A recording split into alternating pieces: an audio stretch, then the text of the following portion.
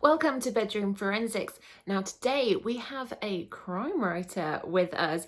I'm looking forward to hearing her process and seeing what really gets her going. Over to Helen. Thanks, Helen, so much for joining me today on Bedroom Forensics. Now, you are quite well known in the crime novelist era. So tell me a little bit about your books and the Elvira Slate mysteries. Well, I suppose I think I'm possibly the first intersectional feminist crime writer, in that I've tried to put all my writing principles into practice through creating the first noir feminist anti-heroine in Elvira Slate. So I guess I'm a passionate noir, old Hollywood, vintage fan. So I think she must have been like all good ideas bubbling around under the surface. I've got quite a diverse portfolio career as a writer, story mentor. And my first published book was The Woman in the Story, Writing Memorable Female Characters. So I really wanted to put my principles into practice. I was working as a screenwriter, developing loads of female characters for film and TV. But I think Elvira Slate was the first one I thought, right, I'm really going to walk my talk and create someone that I have, when I do seminars with writers, I say, who and what have you never seen in a female character? So for me, being a big Raymond Chandler fan and noir fan and neo-noir fan, I thought, I haven't seen the 1940s old Hollywood female detective that I really want to watch. Enter a female-driven world, because noir is so appallingly male-dominated. 40s noir is, they're as far from woke times as you could get. So they're very much the white male patriarchal view of life and women and society. I mean, it's a genre for men and where men were at. So I thought, I do love the world, and I often ask myself why. I guess it's like because I was brought up just as a kid watching musicals, old Hollywood movies. I think the first TV show I really loved and remembered was Ellery Queen Mysteries. I mean, nobody's heard of Ellery Queen, but I would like religiously watch them on Friday night, eating my sweets, and it was like, yeah. So it's in my blood, and I think as my career evolved and I wanted to develop this female character, I thought, yeah, I mean, it's not that there haven't been amateur female sleuths, certainly of the time, Harriet Vane, Miss Marple, but they're all a bit respectable, they're all a bit priggish, and they can move through society because they're respected. And I thought, I want to create the most unrespectable 40s female character who speaks to us today as women, with our, complicated, diverse lives. So that's where she came from. I think I was literally reading a Raymond Chandler when the idea came to me in 2010 to create Elvira. And I thought, yeah. And when you're onto a good thing because you have a little hot flash and, a sort of like, oh, yes, I really want to do this. But yeah, I was very busy with other stuff. So I did take me time to get the first book out. So the first book was, well, actually the first book was a novelette which I wrote to generate a little buzz and introduce her to the world, because she's British, born in the UK rather. I set a little kind of prequel novelette set in the 30s about her life and her fork in the road and why she actually takes the path of essentially criminality. So as a crime writer, I'm very interested in, I guess, the social, psychological, economic, how disadvantage creates crime. And this is part of her being a kind of, let's say, more by 40s standards abhorrent, because she's illegitimate. Elvira, has been in reform school, juvie detention, and then gets banged up for the war in Holloway prison. So, she's trouble. She's troubled and trouble. So I wanted to sort of look at her at 15 and, so that was a little novelette taste that I put on my first website to try and introduce her to the world. And all the time I was writing Jailbird Detective, which was the big novel, which was actually about her busting out of Holloway, jumping parole and going to the States as a fugitive, where she remains a fugitive from justice, but reinvents herself as a 40s PI. through a few unlucky and lucky breaks. So it's about identity, it's about career, and it's about a woman in a very man's world, but female networks. I mean, the whole obviously concept. So that was book one. Yeah, that sounds like fascinating though. How did you even like think of, like, obviously you talked about you love the 1940s and your interest in the female noir, but I mean, that's really specific. What was your research before you even got to book two to even like get into that? Were you at reform school? Oh, no, sadly not. I mean, my interest in sort of female incarceration, I suppose, you know, my background working in NGOs, running services for women and children and disadvantaged. I've always been interested in, you know, I suppose, I once had a kind of temporary job working in a rehabilitation halfway house for men. I was an office girl. It was like when I was doing my A-levels or something, and I was sorting out the filing. So that was probably my first introduction to, you know, the concept of rehabilitation, because in the 40s there wasn't any. You know, you were kicked out and, you know, tarred for life that you'd done wrong.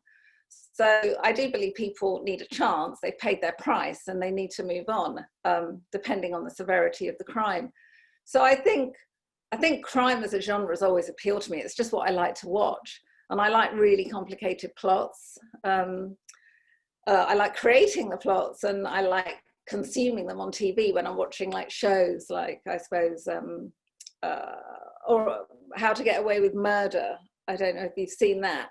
But, you know, fantastic female character, Annalise Keating, but also these unbelievably labyrinthine plots that, you know, take you off. You don't know what's going on, but you manage to keep up. So that fascinates me. So I think the whole genre, but then spinning it so it's actually looking at it from the side of someone who needs to redeem themselves. But also I'm a big believer in that corruption goes to the top. And people live with double standards. You know, sometimes if institutions, you know, in Elvira's case, you know, she was abused in her orphanage. So therefore that sows a distrust, and it also sows a kind of, let's say, suspicion and a distrust in, you know, the values of society. So I'm interested in those kinds of things, and they're kind of themes that I explore. Also mental health issues, that's been very important in my earlier career for women, self-esteem. So I wanted a character that basically drew a lot of my life experience and work experience, you know, into the 40s, because the 40s were so backward. And, you know, you had to survive. And so the big question for me, reinventing noir from a female point of view, was like, well, how would a woman like mine survive? So it's about making her credible to readers, because she's young. I've got a lot of 20-something women really like Elvira Slate, which is fantastic. But they speak to, I think, she speaks to millennial women, because she's vulnerable, she's hustling, she's got a career, she's, you know, having relationships. She's got imposter syndrome. She's got her female friends. So I wanted to really, you know, make her authentic and believably of her time, of the 40s, but also to speak to women today. Do you find that, like, of course, and men, everybody's equal in the feminist world. Obviously, like, you know, she sounds really deep as well. Like, she's obviously got this huge back history, and you said, you know, you've done the research from when you were working in NGOs. And do you find that when people come to you and talk about like how they've read the books, that they can see some of themselves in her and what you're writing? How does that make you feel when people come and talk to you about what they get out of your books? It's just the most unbelievable feeling. I mean, I've had people as far away as New Zealand saying, oh my God, I've never felt so connected to a character. I think it's because she's first person and she's quite honest with herself. There's aspects of her being an unreliable narrator, but on the whole, she, you know, she's open and she's like, oh my God, how do I do this? And what a mess I'm in. But equally, you know, she's ironic and she's witty. So when I get this feedback, it's like, oh my God. And then some people say, I love her mentor, because I gave her an older female character mentor who's a kind of savvy, wise, successful female PI. So it's a kind of pretty fictionalized relationship. I'm not sure those kind of professional relationships really existed, but you never know, maybe they did. And so one person said, oh, she's the older one is the one I really relate to. But a lot, it makes me just feel brilliant. And it's like, yes, I think I've achieved what I wanted to achieve with her. And even if it's just 3, well, obviously you want to reach as many people as you can as an author, but you want to, but just, one amazing review, it means so much. And the fact that you put all this effort, blood, sweat and tears into creating a novel, and that is actually, people are really buying into the character, buying into the genre, is great. And obviously, like, you're now working on your 3rd book, aren't you, as well? We didn't really go into the 2nd book, but obviously we didn't. I mean, I've got the 2nd book here. Oh yes. There it is. Chip Pearls. Love it. Yeah, so this is like, sorry. So you did a bit of a book sales not too long ago, and you actually met people to come and talk to you about Chipped Pearls. Sorry, in what respect? So they came, you went and I saw like a bit on Twitter that you gone into like a book, and you were signing some books. So I was just wondering if yeah, I do quite a few of these events. I mean, when I launched Chip Pearls, I rented out the Cinema Museum in London, which is the most incredible hidden gem that everybody in London or visiting London should go to see, because it's the old Lambeth Workhouse, which is where Charlie Chaplin was as a kid. So, and it's now a museum full of sort of old memorabilia from the kind of golden age of British cinema as well. So I hired it out, and I gave a talk on noir with a female gaze, and we launched Chip Pearls there, and it was fantastic. So yeah, I do quite a few book readings, and well, now it's pretty much gone online, so I'll probably plan an online one. But what I've worked out is that you endlessly promote a book, because there's so much to say, not just about the book, but about the world, about the genre. I like talking, raising awareness, about feminism, writing characters, writing complex characters, writing the crime genre. So, it's all good stuff. And obviously having that, I mean, obviously it's going to go online, but having that feedback from one-on-ones when you go and do these readings, does that give you some ideas about what you're going to do in like the next novel? Really good question. How people read your novels and what they take from it is a really amazing experience, because everybody's unique, and they do read it differently. One of my friends who loves the series, she said, less fashion, more sex. So, for the next book. And she goes, so a lot of people have said, oh, we really like that illicit affair she's got going on. I want more of that. Some people, so I've got some vintage fashion followers of the book series, and because I love 40s fashion, I think I erred on the side of a lot of description of fashion. And some people go, oh, too much fashion, and then other people go, oh my God, the costumes, not enough.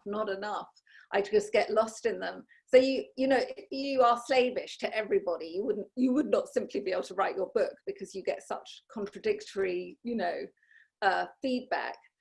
For me, it's like plotting out. I mean, I want it to be a 10-book series, and as I said, because of the pandemic, I was hoping to do a book a year. I've realised that might be slightly unachievable with the writing time, but lockdown enabled me to really plot out book 3. But I've also got an arc for the whole 10-book series of where just her journey, her personal journey, but then a meaty crime each book has, it's not a series of crimes. There's usually one, but there's lots of sort of long-running story strands. And I feel with the 3rd book, I want to,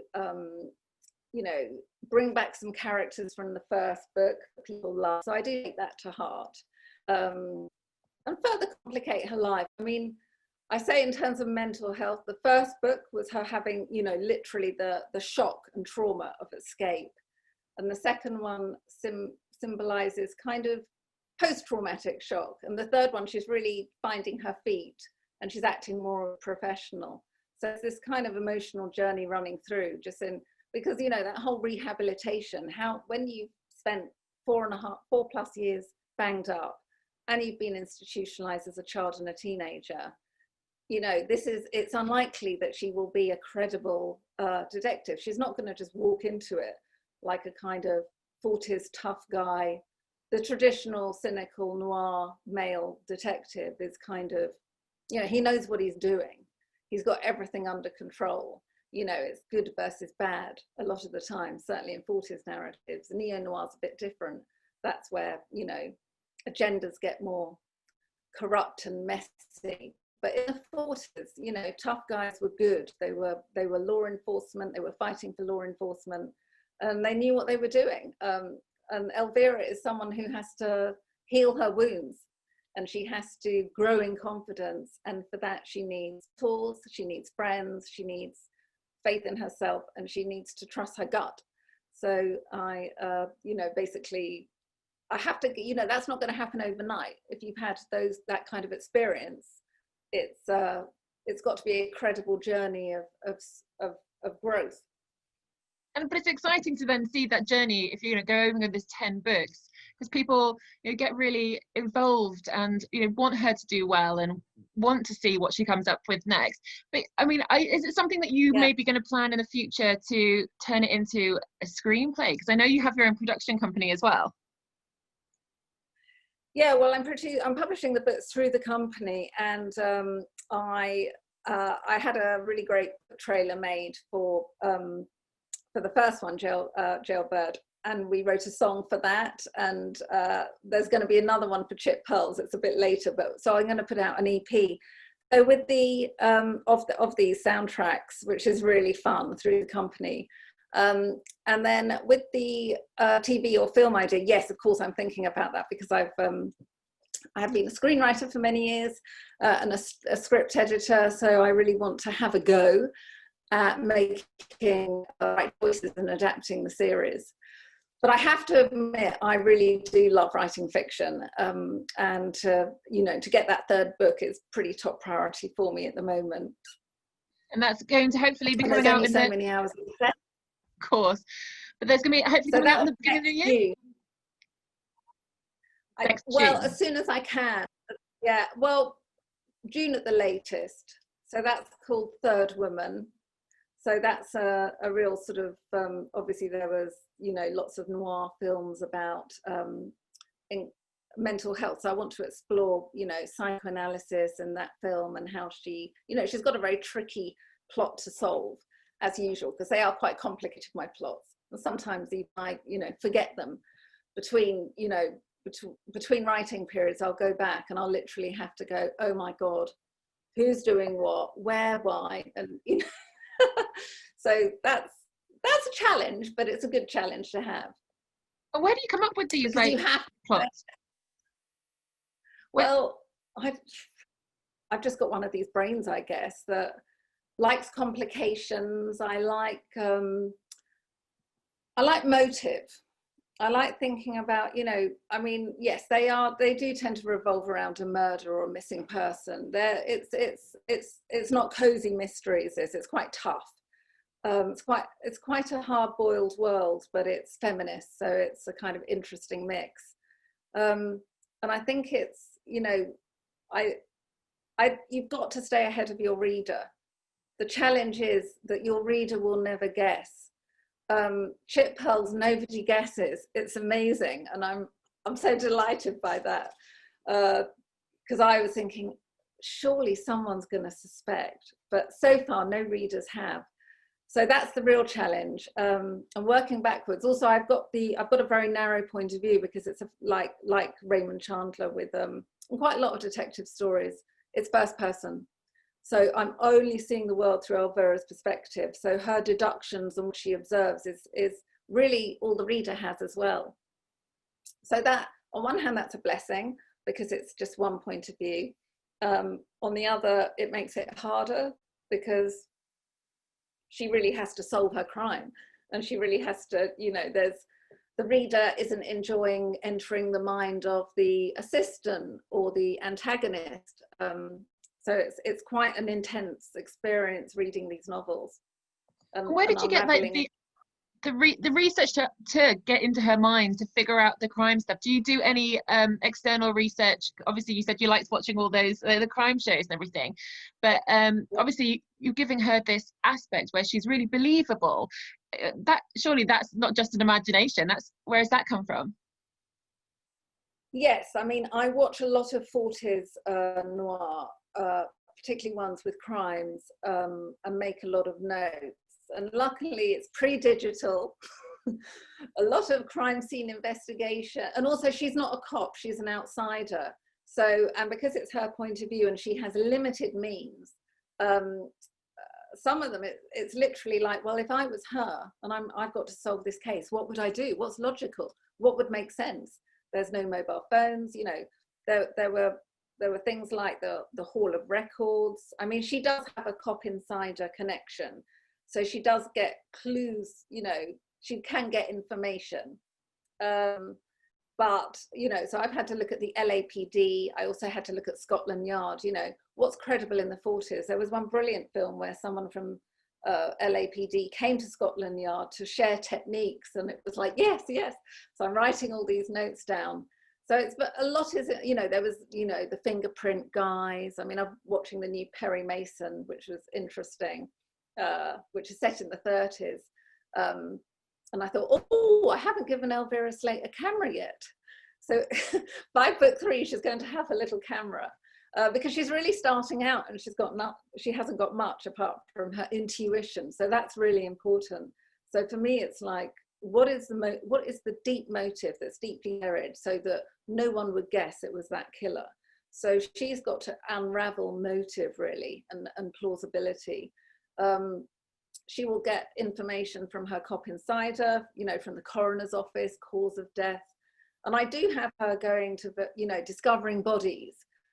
So she has to kind of assess the scene, and sometimes she sees clues. I mean, she's not really that good at reading gun bullets. I've got quite a few deaths by shooting, some staged suicides. So, you know, she hasn't got the skills to go, is that body plausible? But normally she can work it out. So yeah, I put her in hairy situations. So a lot of, yeah, I think it's so much of one's research is immersion in stories, and you have to do that. But there's also really fascinating, you know, the 30s and 40s, they were obsessed by crime. So I've bought myself a few old crime magazines of the time, which are fascinating. You know, it's like our obsession online with true crime podcasts, you know, it's huge. But in that day, it was just weekly magazines or fortnightly magazines full of the same sort of stuff, true crime, murder, motive, how the cop's point of view. And it's really, really fascinating. So I try and be authentic. Obviously, no matter what era, people want to try and get away from their normal everyday, don't they? Yeah, you do. And there is something about criminal intent, which is fascinating. But I think with Elvira Slate, she is exploring motive because she can see the underdog's position, you know. And a lot of my crimes are motivated, I guess, by, you know, loosely around the 7 deadly sins. So there's lust, vengeance, rage. And rage is often linked to ideology, you know, so a deep value system that turns the killer deranged. So money, hate, lust, all those things. So for her, because she has known criminals, she has known the underworld, she has a way of, you know, cracking crime with this other set of eyes that someone who's traditionally law enforcement would have a very kind of black and white vision. So she uses disguise to crack crimes because, you know, like many women, you have to put on roles through your life, and she's quite a good impersonator, so she can get access that way by just putting on an act and getting through the door. Well, I think it's like something that obviously we're going to see her evolve, as you said. We're going to take her on the journey, and we'll look forward to the next the book coming out. But do you think that even like in this era, whether or not people are into 1940s, the fact that you're bringing feminism and equality and something a bit different, obviously people should come and at least have a read of your books to see where they can position themselves as well in the world. It's important to look back and see, you know, that we are. I think that's a really good point. It's about, you know, sort of disallowed histories. Obviously 40s narratives of the time came from a very blinkered perspective, and now a lot of 40s stories that we're making now they are alternative histories, they are disallowed histories, they are revisionist. And so I'm being revisionist, and I'm taking the position of a main character who literally is an undesirable. She's working class, illegitimate. Yes, she's white, which gives her more access. But, you know, but the intersectional aspect is that, you know, it's class and it's race. It's looking at all the oppressions, homophobia, racism. And I think the 40s are interesting because a lot of people are very nostalgic. It's a bit of a, oh, that was, you know, because the war effort and fighting evil essentially did bring us all together as people, which is really important. You know, there was a genocide. So the 40s of patriotism, national equality, national identity, the war effort, that makes it a bit of a hot potato. So sometimes you think, oh my God, I don't think someone like you who reveres the 40s would necessarily like my character because she might be too radical in terms of, you know, the way she sees the world. But I think if people read the books, they will get immersed in a perspective that they haven't seen before. So that's nice. And for some people, it's a world I wanted to see, which is lovely. I mean, I think what's interesting about her is that ultimately she doesn't really need men. She's, you know, a lot of 40s narratives, the women are such terrible stereotypes. You know, you've got the femme fatale, the fallen woman. You know, older women just didn't exist unless they were some sort of, you know, minor character, housekeeper. Gay characters didn't exist. But of course these people existed and they had lives and they made sense of their lives somehow and they lived with dignity, but they had to do a lot more sort of, you know, careful weaving and negotiation of who they shared their truth with. So, you know, I can't speak for everybody's experience, which is why it's quite nice to have a first person female that I can have some empathy with. But equally, you know, I think all our characters somehow are part of ourselves. All our characters, we invest something of ourselves in them.